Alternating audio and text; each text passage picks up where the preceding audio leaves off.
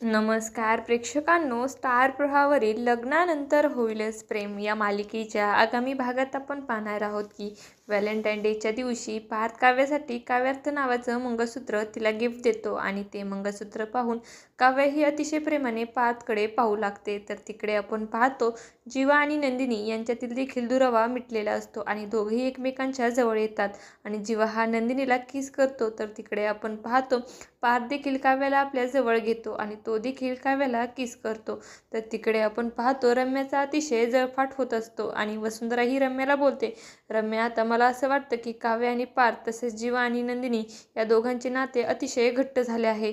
आता अशा स्टेजवर येऊन पोहोचले आहे की त्या दोघांना आता आपण एकमेकांपासून वेगळं करू शकत नाही. आणि तेव्हा रम्याला अतिशय राग आलेला असतो आणि तर तिकडे आपण पाहतो नंदिनी ही जीवाला बोलते, जे माझ्या हक्काचे होते, माझे प्रेम ते मला मिळाले, आता मला काहीही नको. तर तिकडे आपण पाहतो वसुंधरा ही रम्याला बोलते, रम्या आता मला वाटत नाही काव्य आणि पार्थ तसेच जीवा आणि नंदिनी यांच्या प्रेमाचा गळा कोणी दाबू शकेल.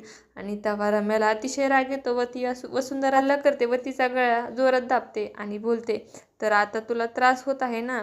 आणि त्यामुळे वसुंधरा ही अतिशय घाबरते. आता येणाऱ्या भागामध्ये रम्या ही कशा प्रकारे काव्य, पार्थ आणि जीवा नंदिनी यांना एकमेकांपासून वेगळं करण्याचा प्रयत्न करणार हे पाहणं अतिशय रोचक ठरणार आहे. तुम्हाला जर आपला व्हिडिओ आवडला असेल तर चॅनलला लाईक, शेअर आणि सबस्क्राईब करायला विसरू नका. धन्यवाद.